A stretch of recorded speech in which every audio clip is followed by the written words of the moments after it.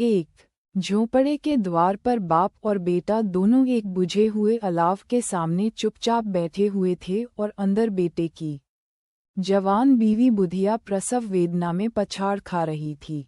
रह रहकर उसके मुंह से ऐसी दिल हिला देने वाली आवाज निकलती थी कि दोनों कलेजा थाम लेते थे। जाड़ों की रात थी, प्रकृति सन्नाटे में डूबी हुई, सारा गांव अंधकार में लय हो गया था। घीसू ने कहा, मालूम होता है बचेगी नहीं, सारा दिन दौड़ते हो गया, जा देख तो आ। माधव चिढ़कर बोला, मरना ही है तो जल्दी मर क्यों नहीं जाती? देखकर क्या करूं, तू बड़ा बेदर्द है बे। साल भर जिसके साथ सुख चैन से रहा, उसी के साथ इतनी बेवफाई, तो मुझसे तो उसका तड़पना और हाथ पांव पटकना नहीं देखा जाता। चमारों का कुनबा था और सारे गांव में बदनाम। घीसू एक दिन काम करता तो 3 दिन आराम करता। माधव इतना कामचोर था कि आध घंटे काम करता तो घंटे भर चिलम पीता। इसलिए उन्हें कहीं मजदूरी नहीं मिलती थी। घर में मुट्ठी भर भी अनाज मौजूद हो तो उनके लिए काम करने की कसम थी। जब 2-4 फाके हो जाते तो घीसू पेड़ पर चढ़कर लकड़ियां तोड़ लाता और माधव बाजार से बेच लाता, और जब तक वह पैसे रहते दोनों इधर उधर मारे मारे फिरते। गांव में काम की कमी न थी। किसानों का गांव था, मेहनती आदमी के लिए 50 काम थे, मगर इन दोनों को उसी वक्त बुलाते जब 2 आदमियों से एक का काम पाकर भी संतोष कर लेने के सिवा और कोई चारा न होता। अगर दोनों साधु होते तो उन्हें संतोष और धैर्य के लिए संयम और नियम की बिल्कुल जरूरत न होती। ये तो इनकी प्रकृति थी। विचित्र जीवन था इनका। घर में मिट्टी के 2-4 बर्तन के सिवा कोई संपत्ति नहीं। फटे चीथड़ों से अपनी नग्नता को ढांके हुए जिए जाते थे, संसार की चिंताओं से मुक्त, कर्ज से लदे हुए, गालियां भी खाते, मार भी खाते, मगर कोई गम नहीं। दीन इतने की वसूली की बिल्कुल आशा न रहने पर भी लोग इन्हें कुछ न कुछ कर्ज दे देते थे। मटर आलू की फसल में दूसरों के खेतों से मटर या आलू उखाड़ लाते और भून भानकर खा लेते, या 10-5 ऊख उखाड़ लाते और रात को चूसते। घीसू ने इसी आकाश वृत्ति से 60 साल की उम्र काट दी और माधव भी सपूत बेटे की तरह बाप ही के पद चिन्हों पर चल रहा था, बल्कि उसका नाम और भी उजागर कर रहा था। इस वक्त भी दोनों अलाव के सामने बैठकर आलू भून रहे थे, जो कि किसी खेत से खोद लाए थे। घीसू की स्त्री का तो बहुत दिन हुए देहांत हो गया था। माधव का ब्याह पिछले साल हुआ था। जब से यह औरत आई थी, उसने इस खानदान में व्यवस्था की नींव डाली थी और इन दोनों बेगैरतों का दोजख भरती रहती थी। जब से वह आए, ये दोनों और भी आलसी और आरामतलब हो गए थे, बल्कि कुछ अकड़ने भी लगे थे। कोई कार्य करने को बुलाता तो निर्ब्याज भाव से दुगुनी मजदूरी मांगते। वही औरत आज प्रसव वेदना से मर रही थी और ये दोनों इसी इंतजार में थे कि वह मर जाए तो आराम से सोएं। घीसू ने आलू निकालकर छीलते हुए कहा, जाकर देख तो क्या दशा है उसकी, चुड़ैल का फिसाद होगा। और क्या, यहाँ तो ओझा भी 1 रुपया मांगता है। माधव को भय था कि वह कोठरी में गया तो घीसू आलूओं का बड़ा भाग साफ कर देगा।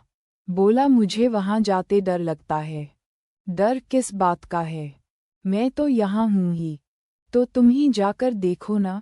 मेरी औरत जब मरी थी तो मैं 3 दिन तक उसके पास से हिला तक नहीं था, और फिर मुझसे लजाएगी कि नहीं, जिसका कभी मुंह नहीं देखा। आज उसका उघड़ा हुआ बदन देखूं, उसे तन की सुध भी तो न होगी। मुझे देख लेगी तो खुलकर हाथ पांव भी न पटक सकेगी। मैं सोचता हूँ कोई बाल बच्चा हो गया तो क्या होगा। सौंठ, गुड़, तेल कुछ भी तो नहीं है घर में, सब कुछ आ जाएगा, भगवान दे तो। जो लोग अभी 1 पैसा नहीं दे रहे हैं, वे ही कल बुलाकर रुपए देंगे। मेरे 9 लड़के हुए, घर में कभी कुछ न था, मगर भगवान ने किसी न किसी तरह बेड़ा पार ही लगाया। जिस समाज में रात दिन मेहनत करने वालों की हालत उनकी हालत से कुछ बहुत अच्छी न थी, और किसानों के मुकाबले में वे लोग जो किसानों की दुर्बलताओं से लाभ उठाना जानते थे, कहीं ज्यादा संपन्न थे, वहाँ इस तरह की मनोवृत्ति का पैदा हो जाना कोई अचरज की बात न थी। हम तो कहेंगे घीसू किसानों से कहीं ज्यादा विचारवान था और किसानों के विचार शून्य समूह में शामिल होने के बदले बैठकबाजों की कुत्सित मंडली में जा मिला था। हाँ, उसमें ये शक्ति न थी कि बैठकबाजों के नियम और नीति का पालन करता, इसलिए जहाँ उसकी मंडली के और लोग गांव के सरगना और मुखिया बने हुए थे, उस पर सारा गांव उंगली उठाता था। फिर भी उसे ये तस्कीन तो थी ही कि अगर वह फटेहाल है तो कम से कम उसे किसानों की सीजी तोड़ मेहनत तो नहीं करनी पड़ती, और उसकी सरलता और निरीहता से दूसरे लोग बेजा फायदा तो नहीं उठाते। दोनों आलू निकाल कर जलते जलते खाने लगे। कल से कुछ नहीं खाया था, इतना सब्र न था कि ठंडा हो जाने दें। कई बार दोनों की ज़बानें जल गईं। छिल जाने पर आलू का बाहरी हिस्सा ज़बान, हलक और तालू को जला देता था, और उस अंगारे को मुंह में रखने से ज्यादा खैरियत इसी में थी कि वह अंदर पहुंच जाए। वहां उसे ठंडा करने के लिए काफ़ी सामान थे, इसलिए दोनों जल्द जल्द निगल जाते। हालांकि इस कोशिश में उनकी आंखों से आंसू निकल आते। घीसू को उस वक्त ठाकुर की बारात याद आई, जिसमें 20 साल पहले वह गया था। उस दावत में उसे जो तृप्ति मिली थी, वह उसके जीवन में एक याद रखने लायक बात थी, और आज भी उसकी याद ताज़ा थी। बोला, वह भोज नहीं भूलता। तब से फिर उस तरह का खाना और भरपेट नहीं मिला। लड़की वालों ने सबको भरपेट पूरियां खिलाई थीं, सबको, छोटे बड़े सबने पूरियां खाईं, और असली घी की चटनी, रायता, 3 तरह के सूखे साग, एक रसेदार तरकारी, दही, चटनी, मिठाई। अब क्या बताऊं कि उस भोज में क्या स्वाद मिला। कोई रोक टोक नहीं थी, जो चीज़ चाहो मांगो, जितना चाहो खाओ। लोगों ने ऐसा खाया कि किसी से पानी न पिया गया। मगर परोसने वाले हैं कि पत्तल में गर्म गर्म गोल गोल सुवासित कचौरियां डाल देते हैं। मना करते हैं कि नहीं चाहिए, पत्तल पर हाथ रोके हुए हैं, मगर वह है कि दिए जाते हैं। और जब सबने मुंह धो लिया तो पान इलायची भी मिली, मगर मुझे पान लेने की कहाँ सुध थी। खड़ा हुआ न जाता था, चटपट जाकर अपने कंबल पर लेट गया। ऐसा दिल दरियाव था वह ठाकुर। माधव ने इन पदार्थों का मन ही मन मज़ा लेते हुए कहा, अब हमें कोई ऐसा भोज नहीं खिलाता। अब कोई क्या खिलाएगा। वह ज़माना दूसरा था, अब तो सबको किफ़ायत सूझती है। शादी ब्याह में मत खर्च करो, क्रिया कर्म में मत खर्च करो। पूछो, गरीबों का माल बटोर कर कहाँ रखोगे। बटोरने में तो कमी नहीं है, हाँ, खर्च में किफ़ायत सूझती है। तुमने 20 पूरियां खाई होंगी, 20 से ज्यादा खाई थीं। मैं 50 खा जाता, 50 से कम मैंने न खाई होंगी। अच्छा पका था, तू तो मेरा आधा भी नहीं है। आलू खाकर दोनों ने पानी पिया और वहीं अलाव के सामने अपनी धोतियां ओढ़कर पांव पेट में डाले सो रहे, जैसे 2 बड़े बड़े अजगर गेंडुलियां मारे पड़े हों। और बुधिया अभी तक कराह रही थी। 2 सवेरे माधव ने कोठरी में जाकर देखा तो उसकी स्त्री ठंडी हो गई थी। उसके मुंह पर मक्खियां भिनक रही थीं, पथराई हुई आंखें ऊपर टंगी हुई थीं, सारी देह धूल से लथपथ हो रही थी। उसके पेट में बच्चा मर गया था। माधव भागा हुआ घीसू के पास आया, फिर दोनों जोर जोर से हाय हाय करने और छाती पीटने लगे। पड़ोस वालों ने ये रोना धोना सुना तो दौड़े हुए आए और पुरानी मर्यादा के अनुसार इन अभागों को समझाने लगे। मगर ज्यादा रोने पीटने का अवसर न था, कफन की और लकड़ी की फिक्र करनी थी। घर में तो पैसा इस तरह गायब था जैसे चील के घोंसले में मांस। बाप बेटे रोते हुए गांव के जमींदार के पास गए। वह इन दोनों की सूरत से नफरत करते थे। कई बार इन्हें अपने हाथों से पीट चुके थे। चोरी करने के लिए, वादे पर काम पर न आने के लिए। पूछा, क्या है बे घिसुआ, रोता क्यों है? अब तो तू कहीं दिखलाई भी नहीं देता। मालूम होता है इस गांव में रहना नहीं चाहता। घीसू ने जमीन पर सिर रखकर आंखों में आंसू भरे हुए कहा, सरकार, बड़ी विपत्ति में हूँ। माधव की घरवाली रात को गुजर गई। रात भर तड़पती रही सरकार।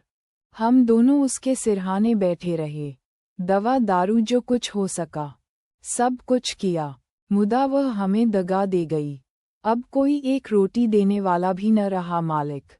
तबाह हो गए, घर उजड़ गया। आपका गुलाम हूँ। अब आपके सिवा कौन उसकी मिट्टी पार लगाएगा? हमारे हाथ में तो जो कुछ था वह सब तो दवा दारू में उठ गया। सरकार ही की दया होगी तो उसकी मिट्टी उठेगी। आपके सिवा किसके द्वार पर जाऊं? जमींदार साहब दयालु थे, मगर घीसू पर दया करना काले कंबल पर रंग चढ़ाना था। जी में तो आया, कह दें, चल दूर हो यहाँ से। यूं तो बुलाने से भी नहीं आता। आज जब गर्ज पड़ी तो आकर खुशामद कर रहा है। हरामखो कहीं का, बदमाश। लेकिन ये क्रोध या दंड देने का अवसर न था। जी में कुड़ते हुए 2 रुपए निकालकर फेंक दिए, मगर सांत्वना का एक शब्द भी मुंह से न निकला। उसकी तरफ ताका तक नहीं, जैसे सिर का बोझ उतारा हो। जब जमींदार साहब ने 2 रुपए दिए तो गांव के बनिए महाजनों को इनकार का साहस कैसे होता? घीसू जमींदार के नाम का ढिंढोरा भी पीटना खूब जानता था।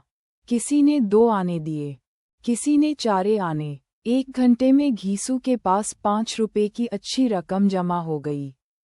कहीं से अनाज मिल गया, कहीं से लकड़ी, और दोपहर को घीसू और माधव बाजार से कफन लाने चले।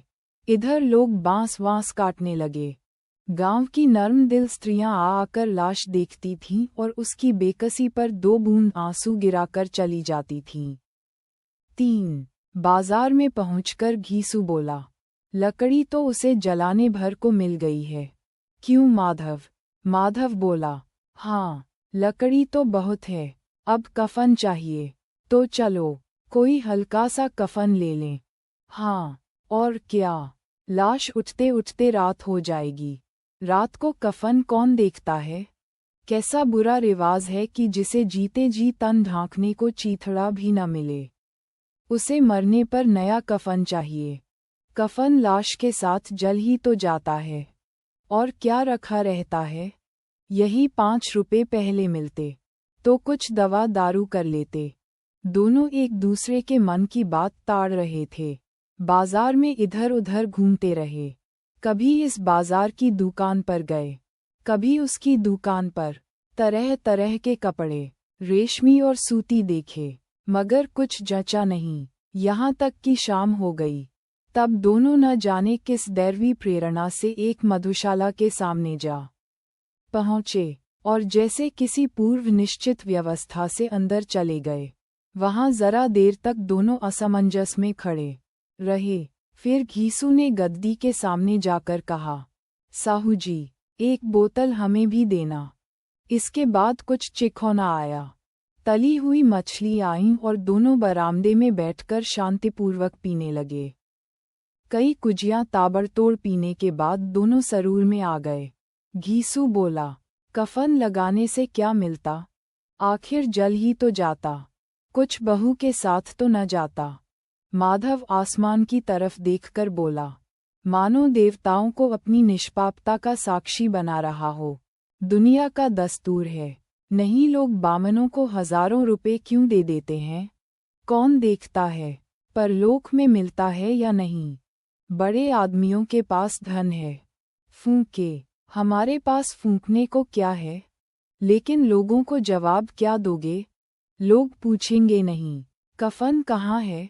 घीसू हंसा, अबे, कह देंगे कि रुपए कमर से खिसक गए, बहुत ढूंढा, मिले नहीं। लोगों को विश्वास न आएगा। लेकिन फिर वही रुपए देंगे।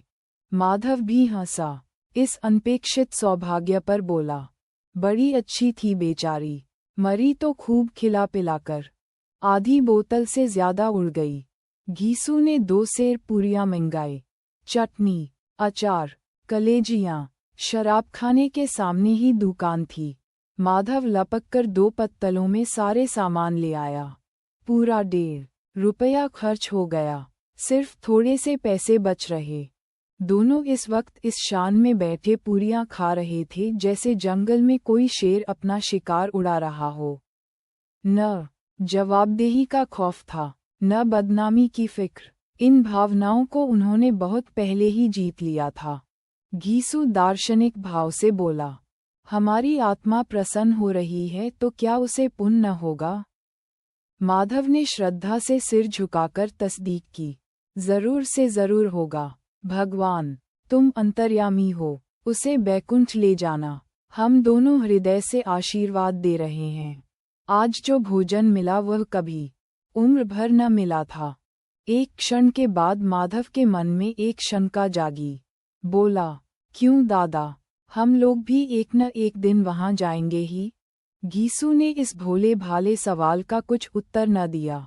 वह परलोक की बातें सोचकर इस आनंद में बाधा न डालना चाहता था। जो वहां वह हम लोगों से पूछे कि तुमने हमें कफन क्यों नहीं दिया तो क्या कहोगे? कहेंगे तुम्हारा सिर। पूछेगी तो जरूर, तू कैसे जानता है कि उसे कफन न मिलेगा? तू मुझे ऐसा गधा समझता है? 60 साल क्या दुनिया में घास खोदता रहा हूँ? उसको कफन मिलेगा और बहुत अच्छा मिलेगा। माधव को विश्वास न आया। बोला, कौन देगा? रुपए तो तुमने चट कर दिए। वह तो मुझसे पूछेगी। उसकी मांग में तो सिंदूर मैंने डाला था। कौन देगा? बताते क्यों नहीं? वही लोग देंगे जिन्होंने अबकी दिया। हाँ, अबकी रुपए हमारे हाथ न आएंगे। ज्यों-ज्यों अंधेरा बढ़ता था और सितारों की चमक तेज होती थी, मधुशाला की रौनक भी बढ़ती जाती थी। कोई गाता था, कोई डींग मारता था, कोई अपने संगी के गले लिपटा जाता था, कोई अपने दोस्त के मुंह में कुल्हड़ लगाए देता था। वहां के वातावरण में सुरूर था, हवा में नशा। कितने तो यहाँ आकर एक चुल्लू में मस्त हो जाते थे। शराब से ज्यादा यहाँ की हवा उन पर नशा करती थी। जीवन की बाधाएं यहाँ खींच लाती थीं और कुछ देर के लिए ये भूल जाते थे कि वे जीते हैं या मरते हैं, या न जीते हैं न मरते हैं। और ये दोनों बाप बेटे अब भी मज़े ले लेकर चुस्कियां ले रहे थे। सबकी निगाहें इनकी ओर जमी हुई थीं। दोनों कितने भाग्य के बली हैं। पूरी बोतल बीच में है। भरपेट खाकर माधव ने बची हुई पूरियों का पत्तल उठाकर एक भिखारी को दे दिया, जो खड़ा इनकी ओर भूखी आंखों से देख रहा था, और देने के गौरव, आनंद और उल्लास का अपने जीवन में पहली बार अनुभव किया। घीसू ने कहा, ले जा, खूब खा और आशीर्वाद दे। जिसकी कमाई है वह तो मर गई, मगर तेरा आशीर्वाद उसे जरूर पहुँचेगा। रोए रोए से आशीर्वाद दो। बड़ी गाड़ी कमाई के पैसे हैं। माधव ने फिर आसमान की तरफ देखकर कहा, वह बैकुंठ में जाएगी दादा, बैकुंठ की रानी बनेगी। घीसू खड़ा हो गया और जैसे उल्लास की लहरों में तैरता हुआ बोला, हाँ बेटा, बैकुंठ में जाएगी। किसी को सताया नहीं, किसी को दबाया नहीं, मरते मरते हमारी जिंदगी की सबसे बड़ी लालसा पूरी कर गई। वह न बैकुंठ जाएगी तो क्या ये मोटे मोटे लोग जाएंगे, जो गरीबों को दोनों हाथों से लूटते हैं और अपने पाप को धोने के लिए गंगा में नहाते हैं और मंदिरों में जल चढ़ाते हैं। श्रद्धालुता का ये रंग तुरंत ही बदल गया। अस्थिरता नशे की खासियत है। दुख और निराशा का दौरा हुआ। माधव बोला, मगर दादा, बेचारी ने जिंदगी में बड़ा दुख भोगा, कितना दुख झेलकर मरी। वह आंखों पर हाथ रखकर रोने लगा, चीखें मार मार कर। घीसू ने समझाया, क्यों रोता है बेटा, खुश हो कि वह माया जाल से मुक्त हो गई, जंजाल से छूट गई, बड़ी भाग्यवान थी। जो इतनी जल्द माया मोह के बंधन तोड़ दिए। और दोनों खड़े होकर गाने लगे। ठगिनी क्यों नैना झमकावे, ठगिनी। पियक्कड़ों की आंखें इनकी ओर लगी हुई थीं और ये दोनों अपने दिल में मस्त गाए जाते थे। फिर दोनों नाचने लगे, उछले भी, कूदे भी, गिरे भी, मटके भी, भाव भी बनाए, अभिनय भी किए और आखिर नशे में मदमस्त होकर वहीं गिर पड़े।